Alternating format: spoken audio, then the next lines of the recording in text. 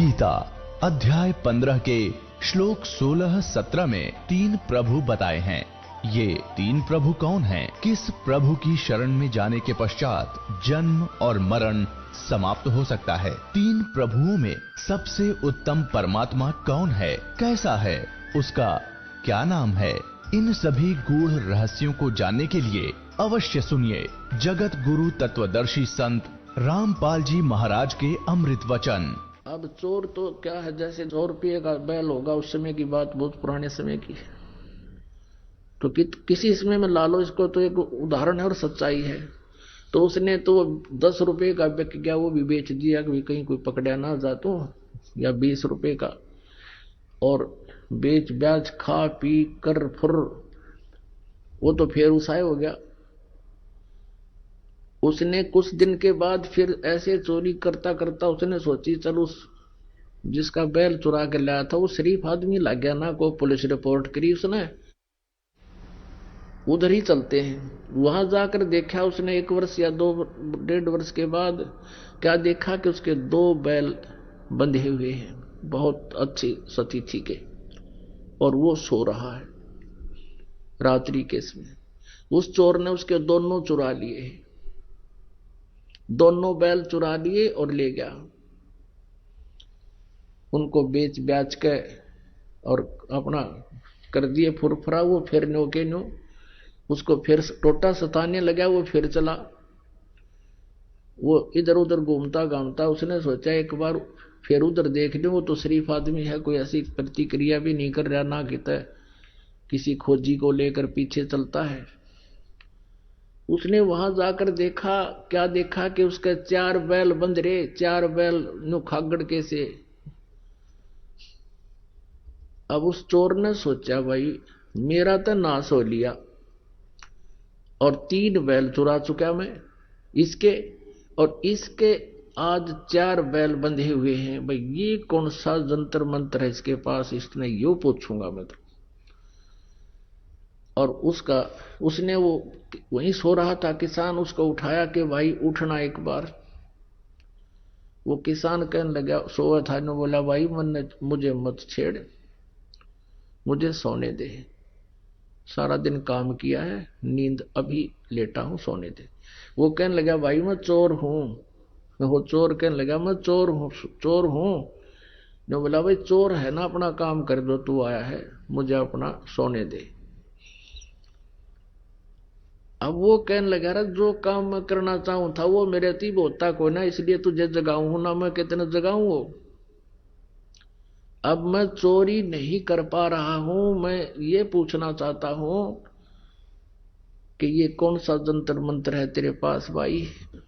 फिर उसने बताया भाई चाहे मारिए चाहे छोड़िए मुझे, चाहे सजा दिए दंड दिए, अब सच्ची बात बताऊंगा। तेरा पहला बैल भी मैं चुरा कर ले गया था, और मैंने तो वो पैसा मेरा न्योए गया बर्बादी में, और तेरे दूसरे 2 बैल भी मैं चुरा कर ले गया था। आज मैं जो का तू उसी स्थिति में हूं, और तेरे ये 4 बैल बंध रहे हैं, इसलिए आज से मेरे पर चोरी ना होती भाई। अब मैं चोरी करने की स्थिति में नहीं रहा, मेरा हाथ कांपा है, सारा शरीर कांप रहा है कि ये देख तेरा तो नाश हो जाना चाहिए था, तेरे पास तो कुछ था ही नहीं उस दिन, तू बहुत गरीब था, आज तेरे मकान भी सुथरा बना लिया। तो वो बैठ गया। फिर ने बोला भाई जब तने यह जड़ी पूछ ली तभी बताऊंगा, बैठ जा तू। भाई अगर इस चोरी करने से कोई सेठ हो साहूकार बने तो कोई करके नहीं खावे, सब चोरी कर ले। तूने तो भाई घोर पाप इकट्ठा कर लिया। परमात्मा की भक्ति कर, मैं बताता हूं मैं कैसे मुझे भगवान सहारा दे रहा है, मैंने गुरु बना रखा है, और तू चल तुझे नाम दिलाऊंगा अपने गुरु जी से, और तो भी तेरी भी ऐसी मदद होगी। वो बोला भाई ठीक है, मुझे कुछ भी दिला, कुछ भी बराबर, पर मुझे यह जड़ी बता दे जो नो सेठ होया करे। गुरु जी के पास ले गया, उसको बताया। फिर उसने अपनी सारी कहानी बताई कि महाराज जी मैं कति घना ढेर आदमी हूं, नीच व्यक्ति हूं, और मैंने इसके 3 बैल चुराए। आज मेरे पास एक भी नहीं और पैसा भी खाने को नहीं, बालक भी भूखे बैठे हैं और आपके चेले के ठाठ हो रहे हैं। मैं यो जंतर पूछन आया हूं। परमात्मा बोले, ले भाई यो जंतर तू भी ले ले, नाम ले, भक्ति कर, और बेटा तुम भी ऐसे सुखी हो जाएगा। पर आज के बाद चोरी ना करिए। नो कान पकड़ लिए। अगर नहीं गुरुदेव, सपने में भी नहीं करूंगा, और भी करता होगा मेरे मित्रानों ने भी समझाऊंगा, भाई यो काम करने का कोई नहीं। फिर वो देखो पुण्यात्माओं, कहां तक इन्हों पता लग जाए यो चोर है, उसकी देही तोड़ दे आदमी उठता है। और 20 साल बुलाओ, बाजी हो रहा है, बाजी हो रहा है, चोर ठह गया। और उसने न्यो भी ना पता लागने दिया पड़ोसियां थे कि यो चोर था, मेरे बैल खरीद करके चोरी करके ले गया था। तो पुण्यात्माओं, परमात्मा पे विश्वास जब हो जाएगा आप पे, आपकी एकदम नेचर बदल जाएगा आपका। उसने मित्र समझ लिया उसको कि चोखा भगवान का नाम ले लिया, इसके बच्चों का कल्याण होगा, इसका होगा। मेरा क्या बिगाड़ दिया इसने, अपने कर्म फोड़ दिए। उसको घर पे लाया, फिर वापस न बोला रोटी खा और रुक रात ने, और कल ये बैल ले जा, तू एक और दूंगा तेरे को, और अपनी कमाई कर, और भाई अपने बच्चे पाल ले। अब वो एक बैल ले गया चोर। अब उसने अपनी गलती मान ली, प्रायश्चित कर लिया, अपनी लगा खेती करने। अब 2 साल के अंदर वो 4 बैलों के पैसे लेकर और वापस आया, जिसके वो चोरी करके ले गया था 3 बैल उसके, और एक वो उसने उधारा दिया था। 4 बैलों के पैसे लेकर उसके पास पहुंचा 2-3 वर्ष के बाद के, ले भाई ये तेरे बैल चुराए थे उनके पैसे, अरे का आपने मुझे उधारा दिया था इसके पैसे। आज मैं परमात्मा ने मेरे ऊपर मेहर बख्श दी और सब तरह से मैं सुखी हो गया। पहले भी आता रहता था, सत्संग सुनता रहता था, विचारधारा परमात्मा से सुनता रहता था। फिर उस दिन वो लेकर आ गया पैसे, पता लग गया कि इसका लोन मैं क्यों रखूं अपने सिर पे।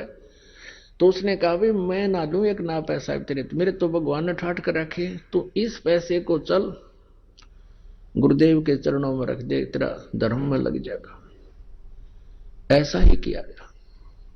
तो पुण्यात्माओं, ये बातें कहने सुनने की नहीं, ये कर पाड़न की है।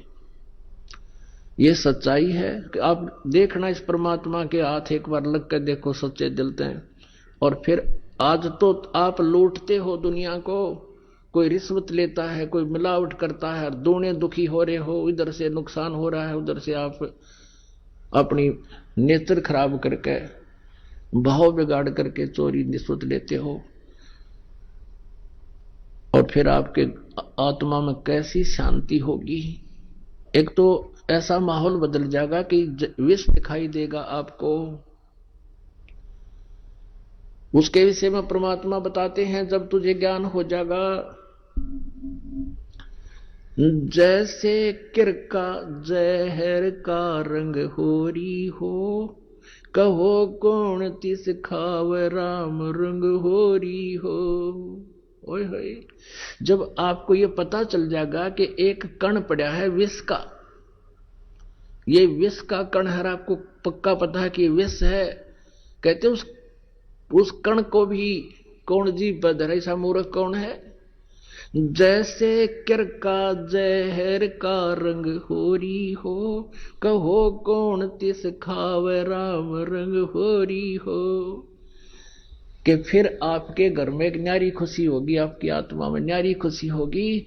और ये एक दूसरे से लूटना, खसोटना, बुरी नजर रखना, बुरा कर्म करना, ये एक विष दिखाई देगा। फिर उस विष को जब आपको पता चल गया ये विष है, फिर खा के दिखाइए उसको। अब तो हम अनजान पड़े में ये जुल्म कर रहे हैं, और फिर उसका दंड भी हम भोग रहे हैं। पुण्यात्माओं, सबसे पहले हमने परमात्मा को पहचानना होगा,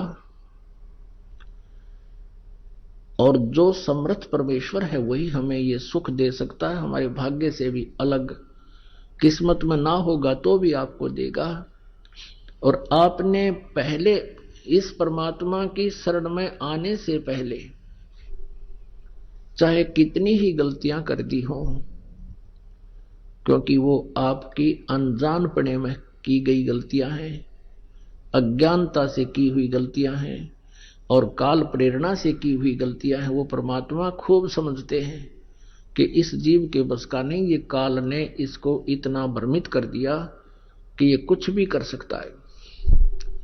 और फिर ये ऐसा विधान बना के छोड़ दिया कि जैसे कर्म करेगा वैसा ही फल मिलेगा।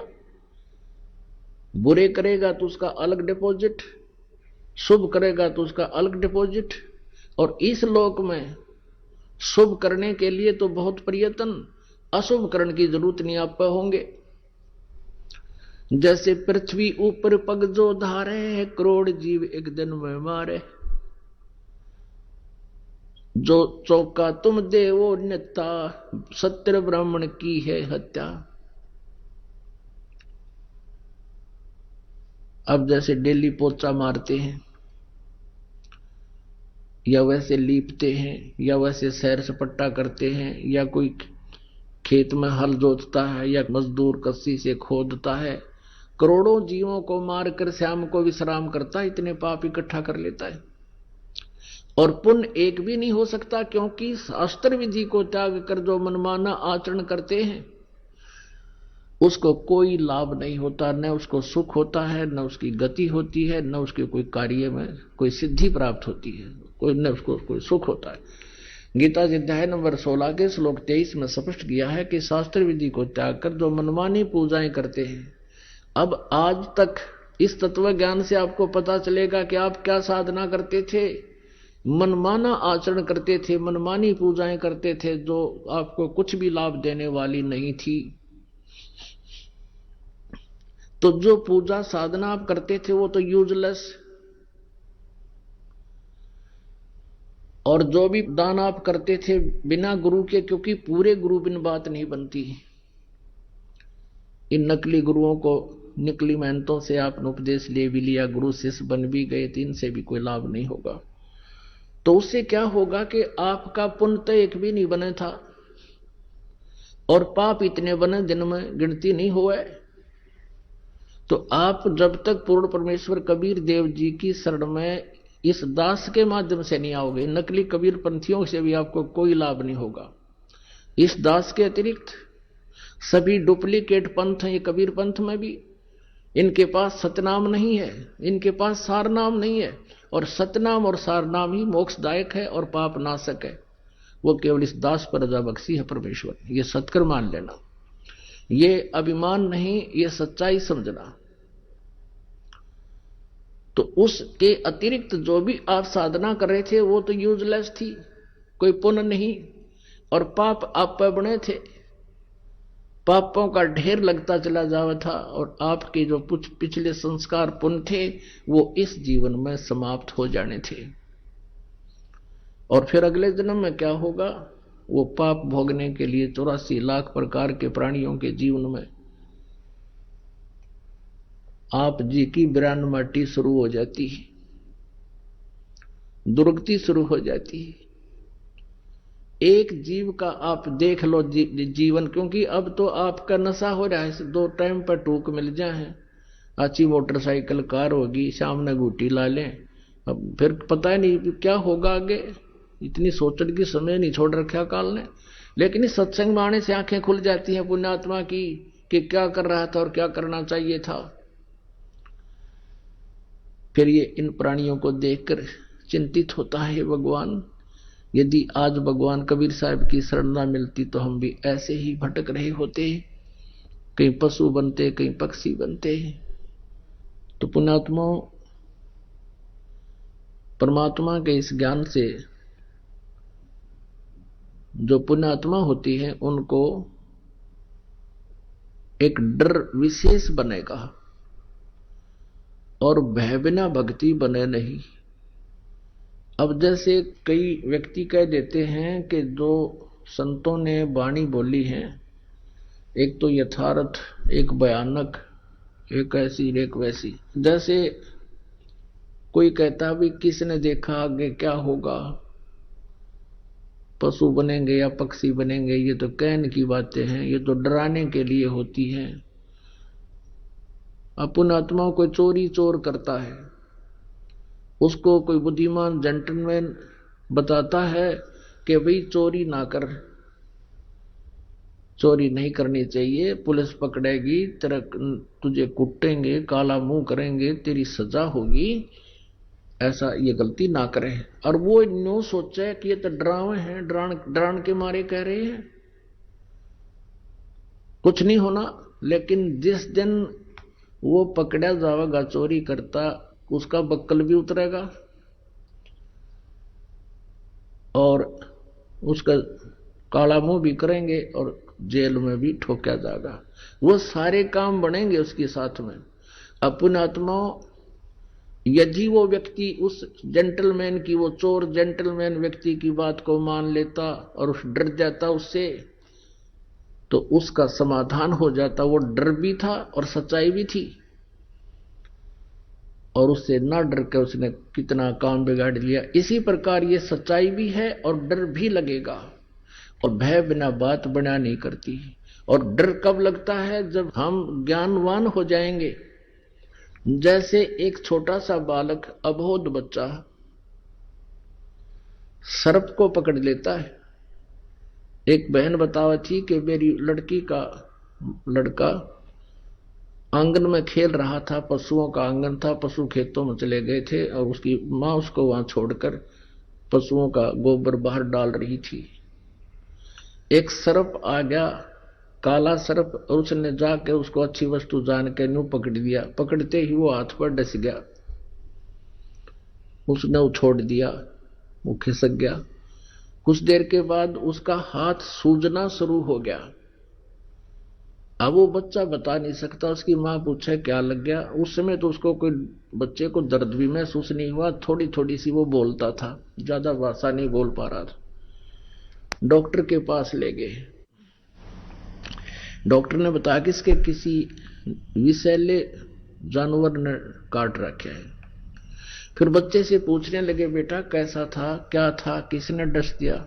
वो कहने लगा, भैंस की पूंछ कैसा था, काला काला। अब उसको ये नहीं मालूम था ये सांप था। उसने वो सांप पकड़ दिया और उसने वो डस दिया, तो मुश्किल से जान बची उस बालक की।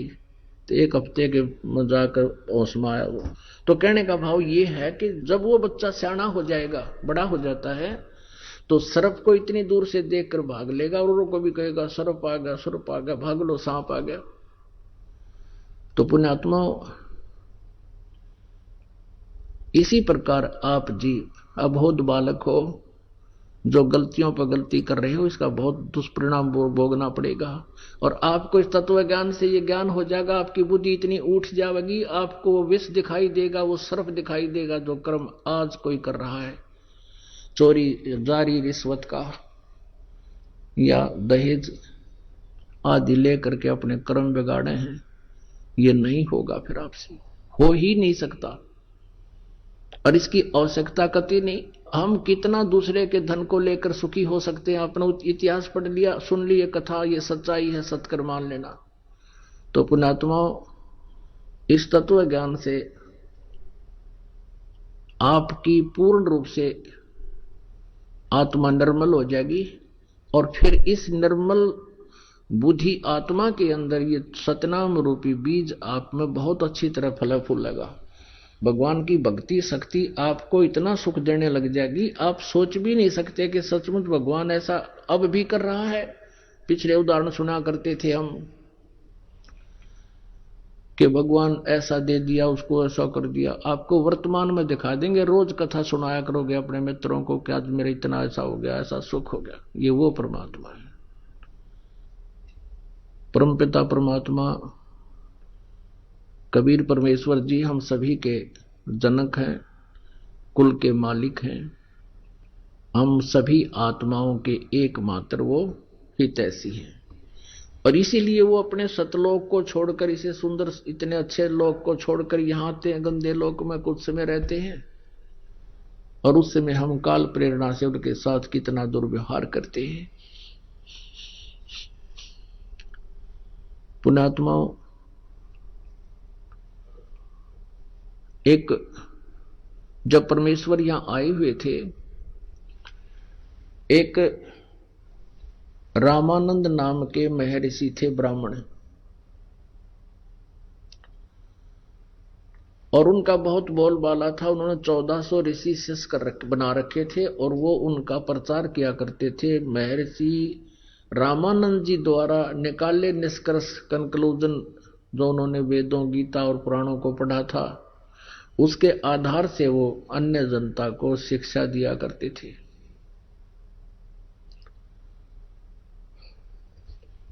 एक दिन परमेश्वर कबीर जी जब 5 वर्ष के हो गए थे,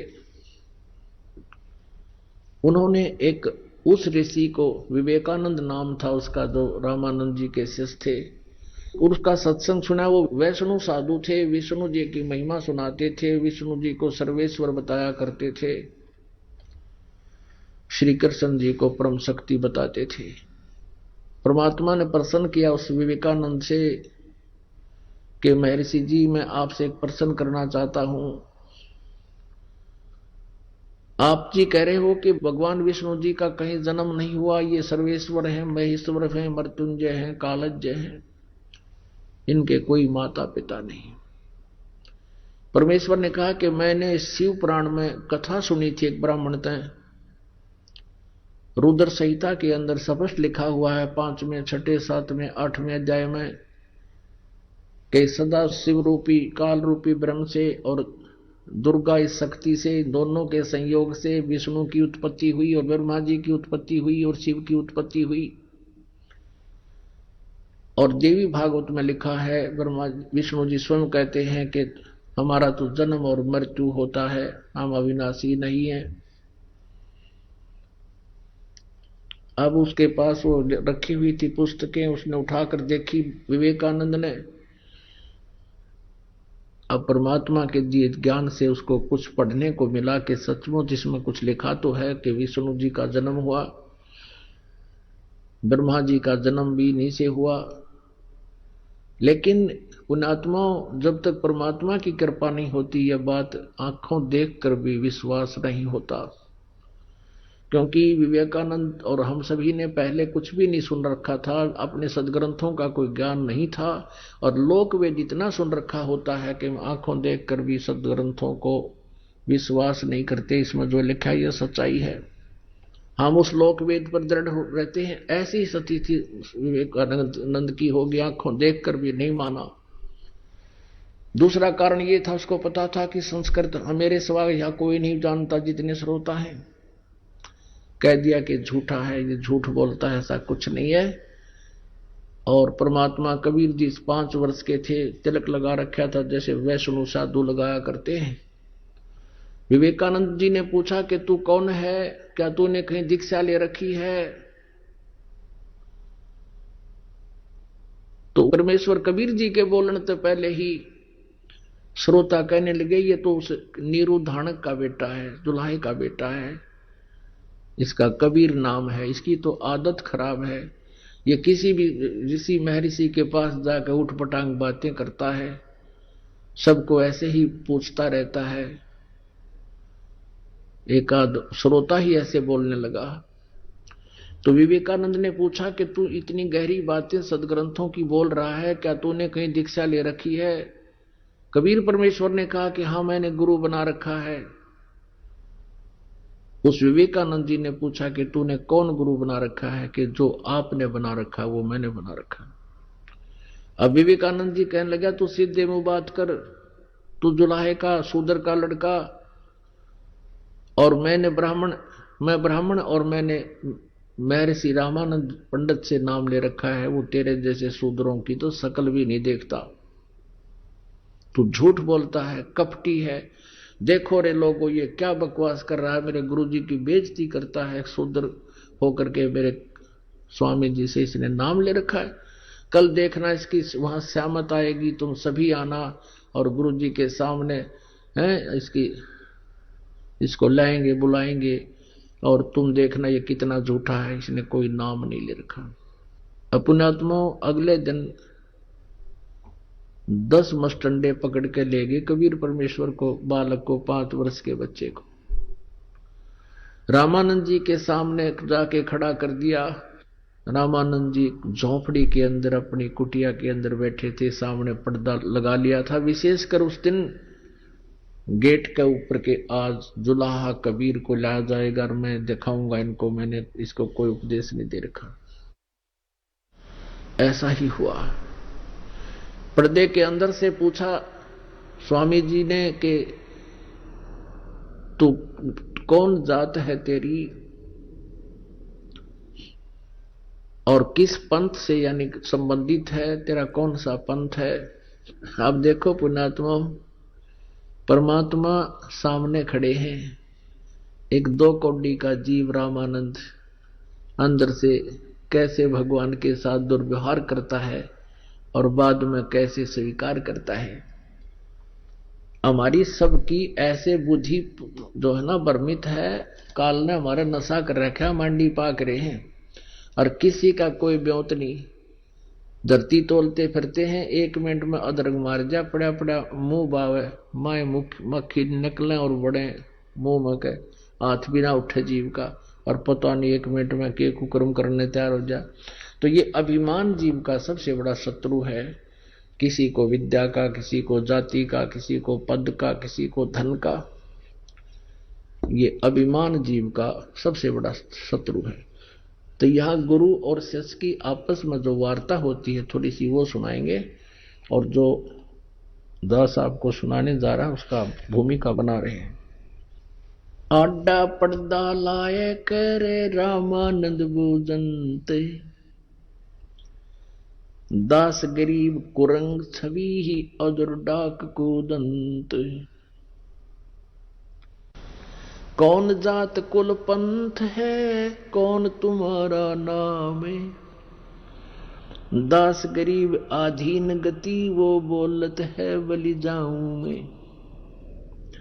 जात हमारी जगत गुरु परमेश्वर है पंथ, दास गरीब लिखत पड़े मेरा नाम निरंजन कंत।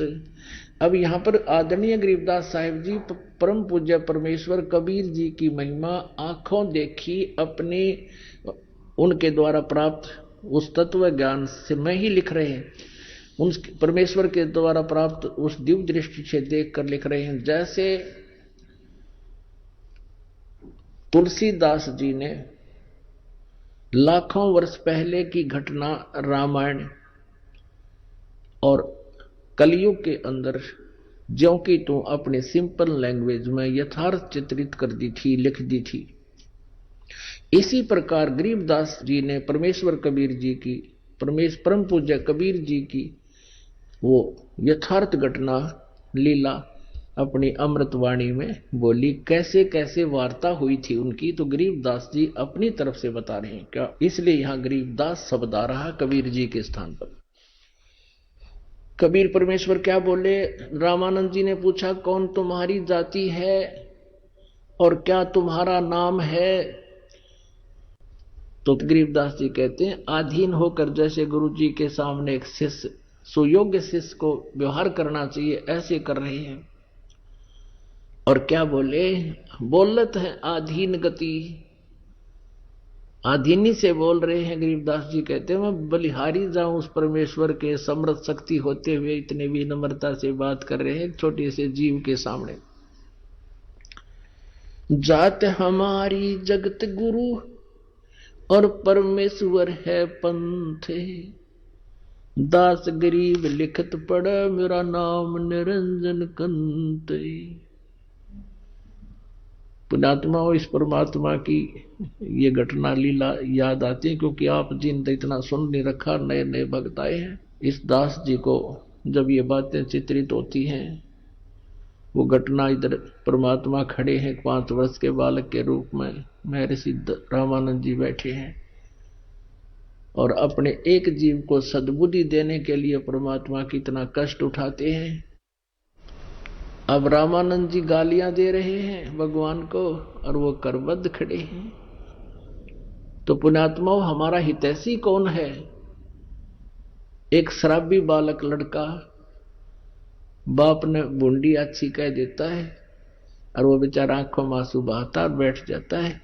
और फिर भी ये सोचता है इसकी नशा उतर जाएगा तब ये ठीक बोलेगा मुझे। तो पुण्यात्माओं, यही सतिथि आज हमारी है। कबीर साहब कहते हैं, कबीर ये माया अटपटी सब गट आन अड़ी, और किस किस न समझाऊं या कुएं भांग पड़ी। सबको प्यार रखिए, ये सब उसी के बच्चे हैं।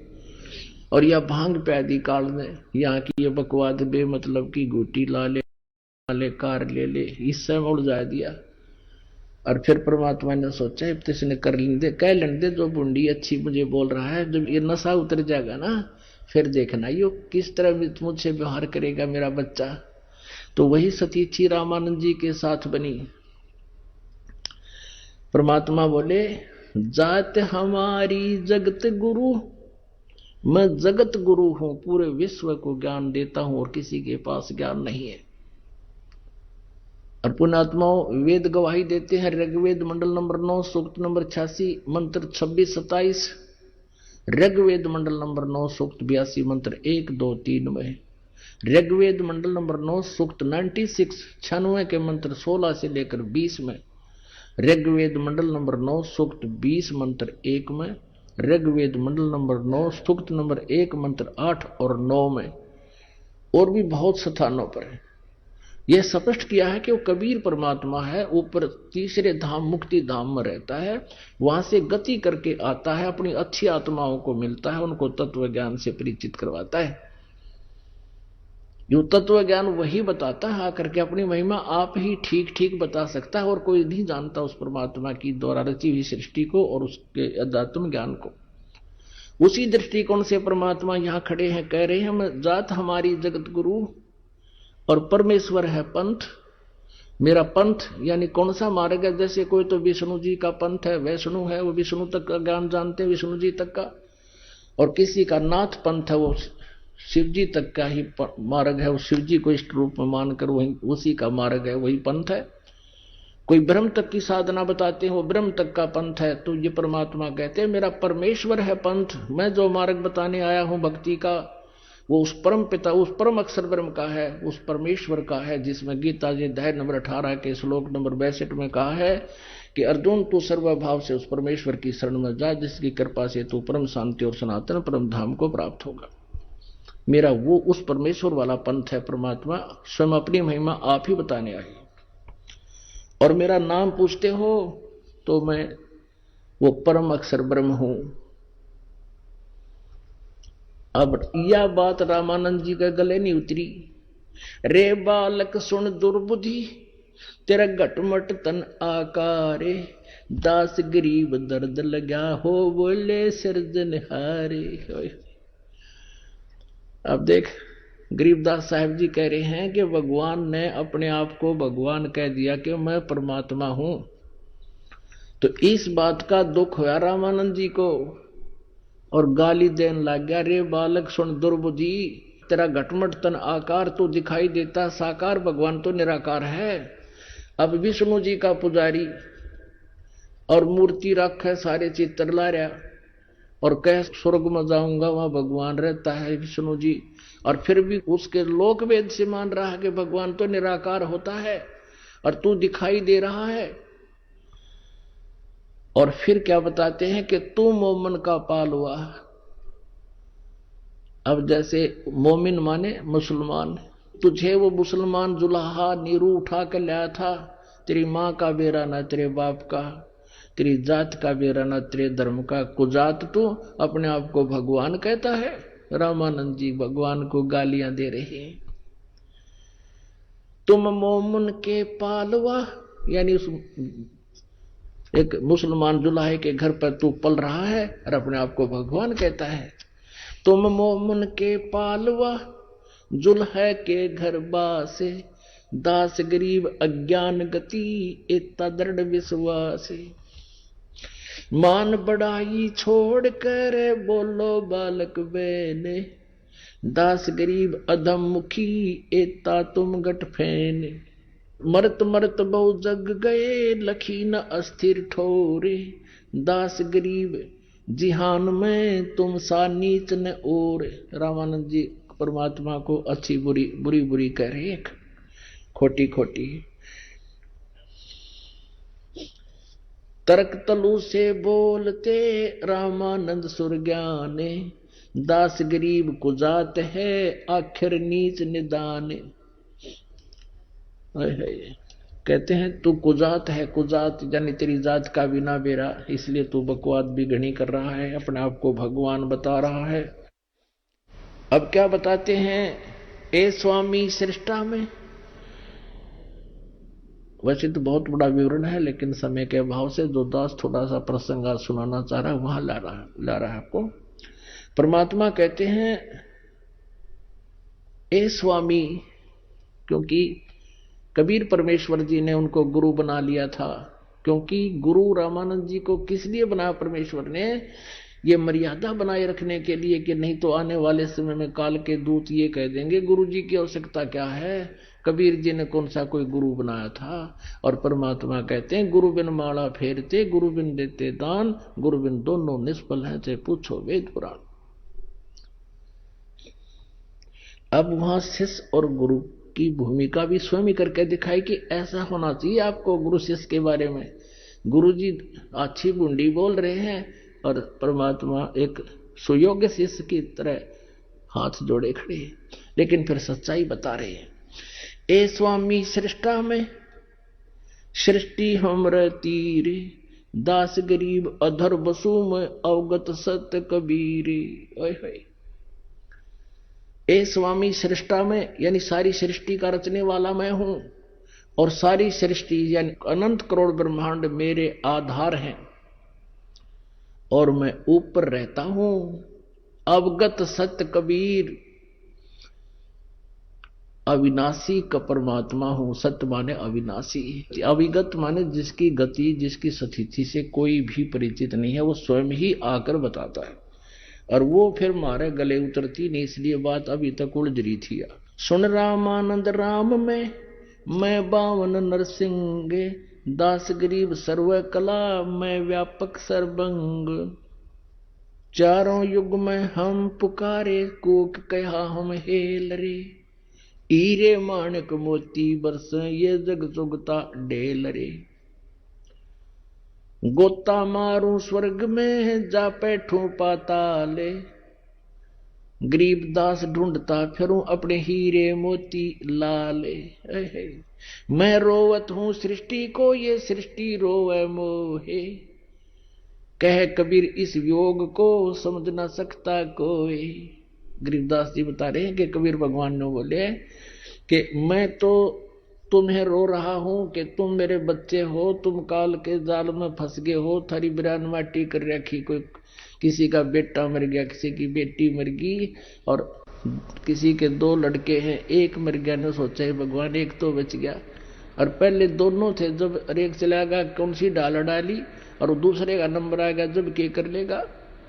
तो यहां सबको नो सकोड़ रखा है, चल इतनी ईब तब और तो बचेंगे, इतना ही हो गया सो हो गया, बाकी तो बचे रहेंगे, बाकी की क्या प्रोटेक्शन कर दिया तूने।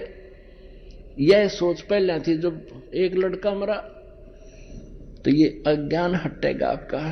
तो क्या बताते हैं, मैं रोवत हूं सृष्टि को और सृष्टि रोवे मोहे। ये मुझे ढूंढते फिरते हैं कि वो भगवान तो जो है ना सब सुख देता है, अकाल मृत्यु से भी बताता है, हमारे आने वाले जीवन में जो संकट है उनसे भी बचाता है।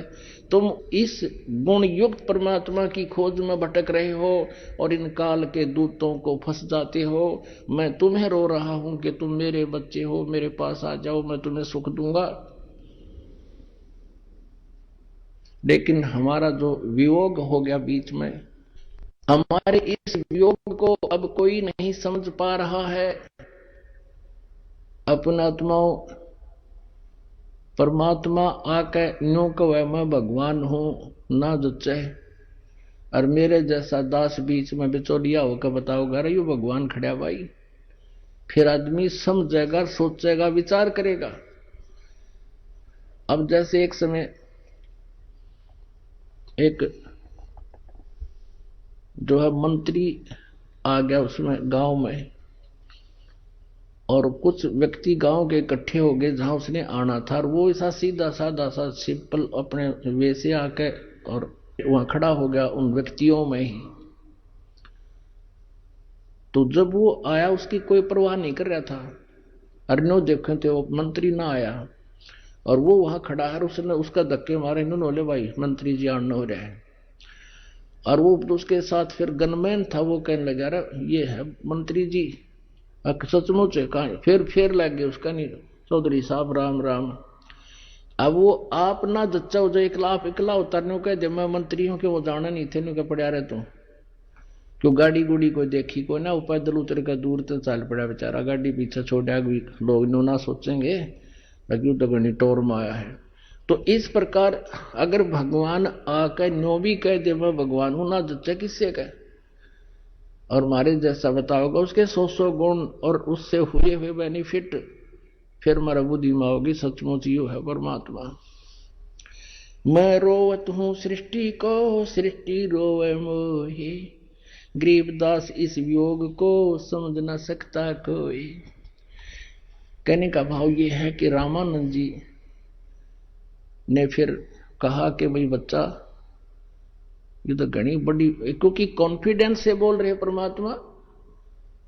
रामानंद जी के जगह घर करे थी कि जो न्यू कहे है कि मैंने सारी सृष्टि रची न्यू है, तो उसकी आत्मा पकड़ी गई। उसने सोचा यू कदे फिर इससे निपटूंगा, कुछ ज्ञान चर्चा करेंगे तो कुछ अच्छी बात बोला है। उससे पहले उसने अपनी कोई क्रिया करनी थी, एक मानसिक पूजा करे था रामानंद जी। विष्णु जी की मूर्ति जैसे स्वप्न में कोई स्वप्न देखता हो वैसे करता था। तो उसमें क्या करते हैं, कर्मकांड के अंदर भगवान की मूर्ति के सब कपड़े उतार दिए जाते हैं और वो गंगा जल से नहाते थे, जैसे स्वप्न के हिसाब से एक प्रैक्टिस थी उसकी। मानसिक सेवा बोलते थे, पूजा कहते थे, सेवा माने पूजा। तो मानसिक पूजा कर रहा था, जैसे भगवान की मूर्ति के कपड़े उतार दिए, नहा दिए गंगा जल से, सब कपड़े पहना दिए, धोती भी कुर्ता भी हैं, और तिलक लगा दिया जैसे वैष्णव साधु लगाते हैं तिलक, एक लंबा देता का, और ऊपर मुकुट रख दिया। अब सारा कुछ कर दिया, फिर देखा कि आज भगवान के गले में कंठी ना डाली माला। अब उसने सोची माला रखी दिखी अलग, सपने में जैसे होता है, उठाकर उसने सोची भी माला, अब माला ना डाला गले में तो पूजा खंडित। और उस दिन मुकुट रख दिया, मुकुट नवा धोवा कर भगवान को मुकुट उतारा नहीं जा सकता, अगले दिन ही उतरेगा उसी समय, ऐसा उनका विधान है कर्मकांड का। जब मुकुट उतारे तो पूजा खंडित, भगवान की बेइज्जती हुए, और वह माला ना डाले तो भगवान फिर अधूरी श्रृंगार रह गया भगवान का। असमंजस में हो गया, उसने सोची ला मुकुट के अंदर से माला को डाल देता हूं। वो माला मुकुट में फंस गई, नहीं गई आगे। अब रामानंद जी कोस रहा अपनी किस्मत को, हे भगवान आज मेरे तो कौन सी गलती होगी, आज मुझ पापी से क्या हो गया, पहली बार जीवन में आज यह भूल लगी मुझे, ऐसी क्या बात होगी, मेरे तो आज का सारा दिन व्यर्थ हो गया, मेरे से लगता है भगवान रुष्ट हो गया, मेरा तो पिछला जीवन ही नष्ट हो जाएगा। बड़ा चिंतित हुआ। आगे पर्दा है, कोई मूर्ति बार नहीं है, मानसिक पूजा रामानंद जी कर रहे हैं। और फिर परमात्मा ने बाहर से कहा, 5 वर्ष के बालक के रूप में खड़े परमेश्वर ने, कि स्वामी घुंडी खोलकर इस माला की गांठ खोल लो और फिर माला गलदार, फिर वह गांठ ला दे दोबारा गले में भगवान के डाल के, आपने मुकुट उतारना नहीं पड़ेगा।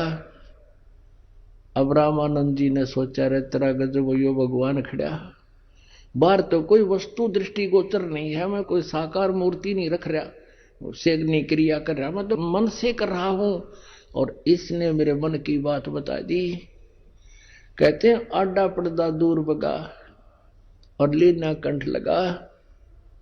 कहां तो उसको एक जुलाहे का लड़का धारण कर कुजायत कर रहा था, और फिर भगवान सामने दिखाई दिया, सीने से लगा लिया। 5 वर्ष के बालक को 104 वर्ष के वृद्ध ने।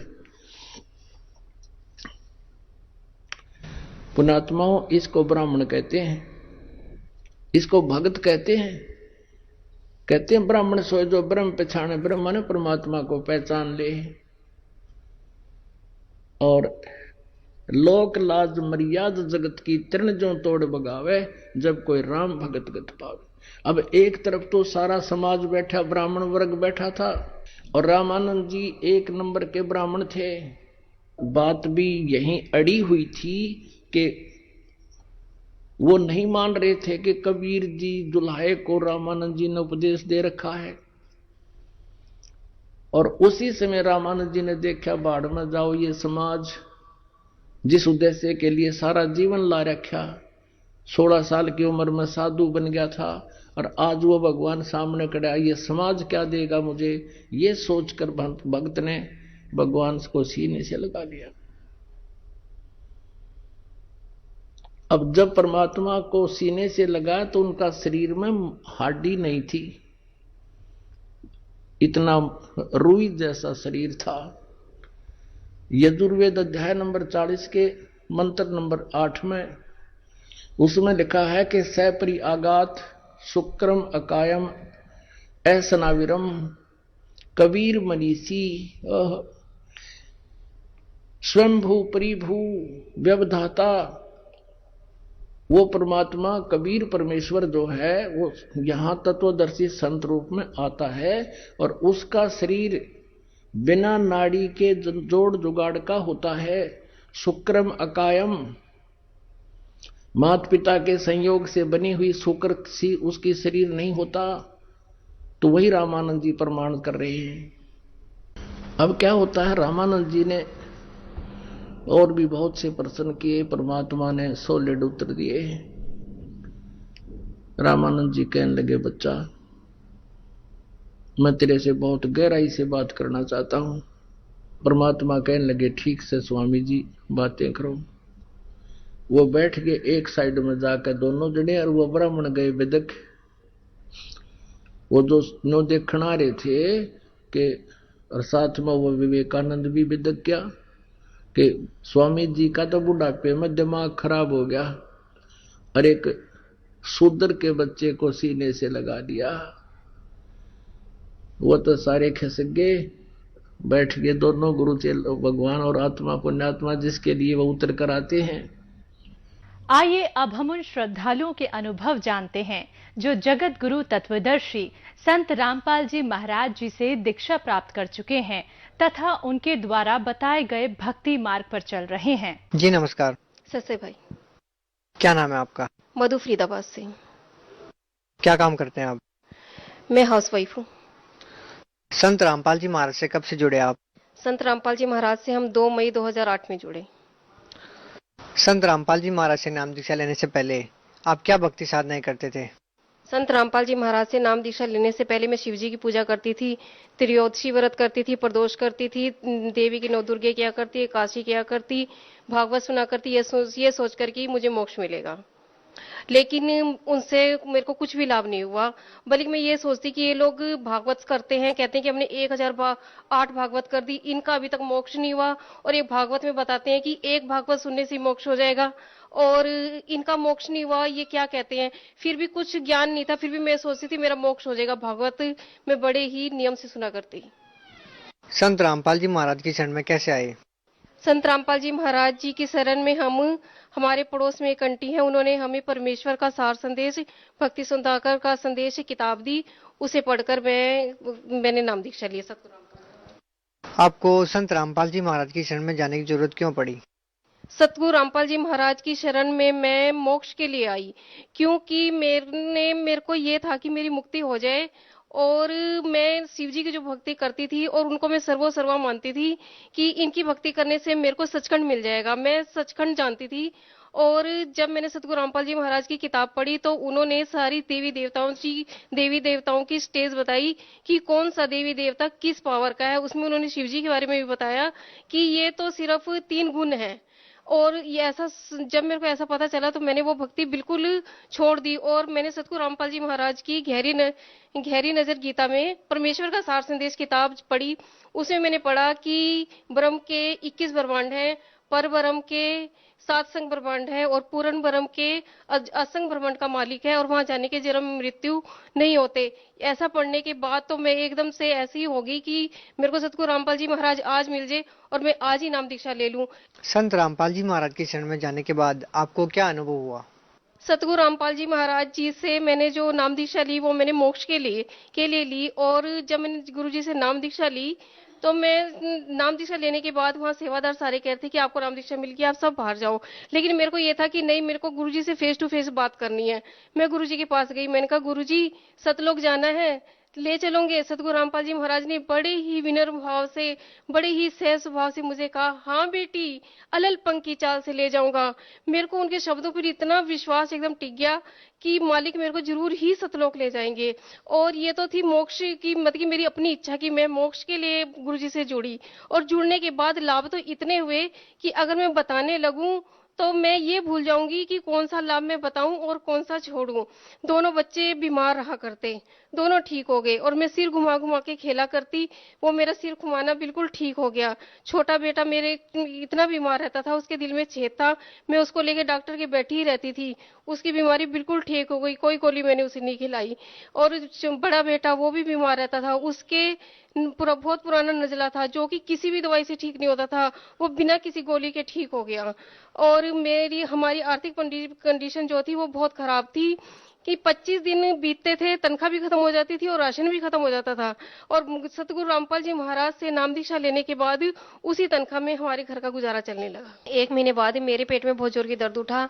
उसके अंदर मेरे पेट में, पीठ में, छाती में बहुत जोर की दर्द उठा। मेरे को 9 दिन के लिए हॉस्पिटल में भर्ती रहना पड़ा। वहां उन्होंने मेरा सीटी स्कैन किया। सीटी स्कैन के अंदर मेरे अंदर इन्फेक्शन आया, पेनक्रिया प्रॉब्लम आई, पित्त की थैली में पथरी आई। उन्होंने 9 दिन मुझे वहां रखकर छुट्टी दे दी क्योंकि खून की कमी थी, मेरे पूरी तरह में ठीक नहीं हो पाई। फिर उसके 7 महीने बाद फिर मेरे पथरी का दर्द उठा। मेरे हस्बैंड मेरे को हॉस्पिटल ही ले गए।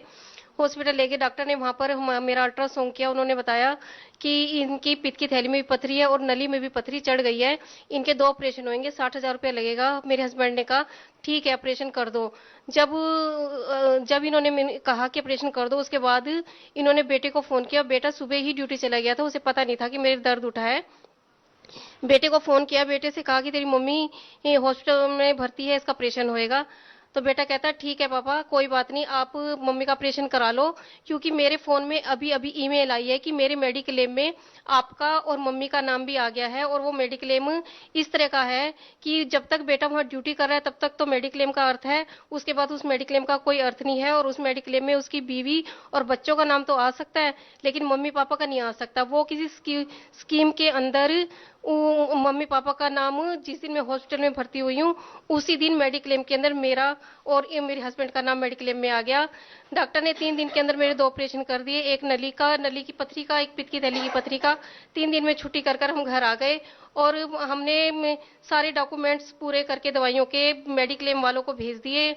और 3 महीने बाद हम 74,000 रुपये हमारा सारा लगा था और पूरा पैसा हमें वापस मिल गया। ये मेरे सतगुरुदेव का चमत्कार मेरे साथ हुआ कि मेरा मेडिक्लेम में नाम ना होते हुए भी जिस दिन मैं भर्ती हुई हूँ उसी दिन मेडिक्लेम में हमारा नाम आ गया और हमारा पैसा 74,000 रुपये हमें वापस मिल गया। आपको संत रामपाल जी महाराज की भक्ति साधना में व अन्य धर्म गुरुओं की साधना में क्या फर्क महसूस होता है?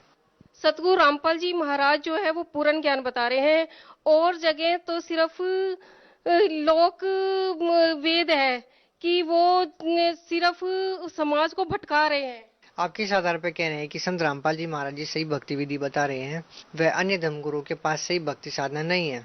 सतगुरु रामपाल जी महाराज शास्त्रों के अनुसार भक्ति बता रहे हैं, वेदों के अनुसार भक्ति बता रहे हैं, गीता जी के अनुसार भक्ति बता रहे हैं, कबीर सागर के अनुसार भक्ति बता रहे हैं।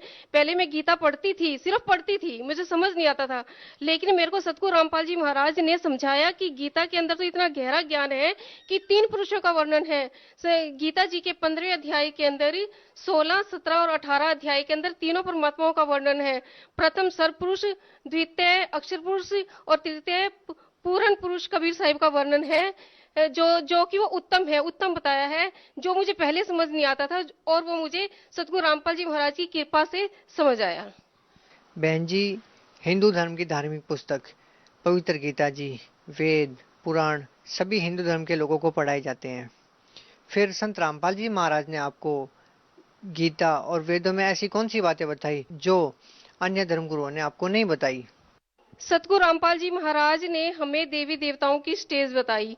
गीता जी के अंदर जो ब्रह्म अर्जुन से कह रहा है कि तेरे और मेरे कई जन्म हो चुके हैं, मैं जानता हूं तू नहीं जानता। क्योंकि ब्रह्म जो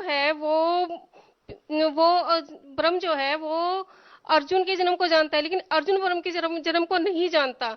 इस चीज को तो अर्जुन अज्ञानता में है ना। तो ये चीज हमें सतगुरु रामपाल जी महाराज ने बताई कि ब्रह्म, परब्रह्म और पूर्ण ब्रह्म पे मोक्ष है। बहन जी, कुछ लोगों के द्वारा बाहर पैम्पलेट्स बांटे जा रहे थे, उसमें एक क्वेश्चन था कि पूर्ण संत की क्या पहचान है। तो आप इस बात को कैसे डिफाइन करना चाहेंगे कि पूर्ण संत की पहचान आम जन लोग कैसे कर सकते हैं? पूर्ण संत की पहचान ये है कि वह शास्त्र विधि के अनुसार हमें ज्ञान बताएगा। अक्षर पुरुष एक पेड़ है, निरंजन वाकी डाल, तीनों देवा शाखा है और पात रूप संसार। जो इस पात रूप से जो हमारी इस भक्ति रूपी वृक्ष की जड़, तना, डेडी टाल और ये टहनी पत्ते, इन सब के बारे में हमें पूरा ज्ञान करा देगा, वही पूर्ण गुरु है। बहन जी देखिए, हिंदुस्तान में बहुत सारे धर्मगुरु हैं। हर गुरु अपने शिष्य को नाम दीक्षा देते ही हैं। बहुत सारे धर्मगुरुओं के अनुसार जो भी भक्ति दीक्षा दी जाती है, हर शिष्य कोई न कोई नाम जपता ही है। जैसा कि आपके पैम्पलेट में मैंने बाहर पढ़ा कि उसमें एक प्रश्न था कि राम, हरे कृष्ण आदि नामों से मुक्ति संभव है या नहीं। आप क्या कहना चाहेंगे, उनसे मुक्ति संभव है या नहीं? नहीं, उनसे मुक्ति संभव नहीं है, क्योंकि गीता जी में कहीं भी नहीं लिखा कि राधे राधे कहो, राम राम कहो। ऐसा किसी भी मंत्र का उसमें वर्णन नहीं है। उसमें सिर्फ एक वर्णन है, ओम तत्सत, जिसके बारे में सतगुरु रामपाल जी महाराज जी बताते हैं। पहले वो प्रथम मंत्र देते हैं और फिर उसके बाद वो सतनाम देते हैं, फिर उसके बाद सार नाम देते हैं। ये ओम तत्सत कोई मंत्र नहीं है, सिर्फ ये मंत्रों की तरफ संकेत है जो सिर्फ रामपाल जी महाराज ही देते हैं। तो क्या केवल सतनाम करने से मोक्ष संभव है? नहीं, सतनाम कोई मंत्र नहीं है। सतनाम तो जो है वो सतनाम मंत्र नहीं है। सतनाम तो मंत्र की तरफ इशारा है जो कि सतगुरु रामपाल जी महाराज देते हैं। जैसा कि हमारे धर्म ग्रंथों में परमात्मा के बारे में बहुत सारी व्याख्याएं की गई है, आप परमात्मा को किस तरह देखते हैं? हम परमात्मा को अगर मेरे शब्दों में कहे जाओ, मैं तो आंखों देखा वर्णन करती हूँ, कानों सुना नहीं करती। सतगुरु रामपाल जी महाराज को मैंने एक बार नहीं कई बार कबीर साहिब के रूप में देखा है, इन्हीं खुली आंखों से। जबकि बहुत सारे लोगों का कहना है कि परमात्मा तो निराकार है, तो आप उन लोगों को क्या कहना चाहेंगी? परमात्मा निराकार नहीं है, परमात्मा साकार है। हमारे 2 हाथ हैं, 2 पैर हैं, 2 आंख हैं, हम दिखते हैं, तो हमारा परमात्मा निराकार कैसे हो सकता है? हमारा परमात्मा साकार है और वो कबीर साहिब है और वो सतगुरु रामपाल जी महाराज के रूप में धरती पर आ रखे हैं। बहन जी, जो लोग संत रामपाल जी महाराज से जुड़ना चाहते हैं, वो संत रामपाल जी महाराज से नाम दीक्षा कैसे ले सकते हैं? जो लोग सतगुरु रामपाल जी महाराज से जुड़ना चाहते हैं, वो सतगुरु रामपाल जी महाराज की ज्ञान गंगा पुस्तक, वो सतगुरु रामपाल जी महाराज की ज्ञान गंगा पुस्तक जो हमारे ये सत्संग चल रहा है, इसके अंदर नीचे जो फोन नंबर है, उन फोन नंबरों पे संपर्क करें, ज्ञान गंगा पुस्तक मंगाएं। कोई जानकारी लेनी हो, नाम दीक्षा लेनी हो, उन नंबरों के ऊपर वो संपर्क कर पूरी जानकारी ले सकते हैं, ज्ञान गंगा पुस्तक ले सकते हैं। और या फिर उनको सत्संग में कुछ समझ नहीं आ रहा, ज्ञान गंगा पुस्तक में कुछ समझ नहीं आ रहा, उसको समझने के लिए वो फोन कर सकते हैं। बहुत बहुत धन्यवाद आपका। सही भाई।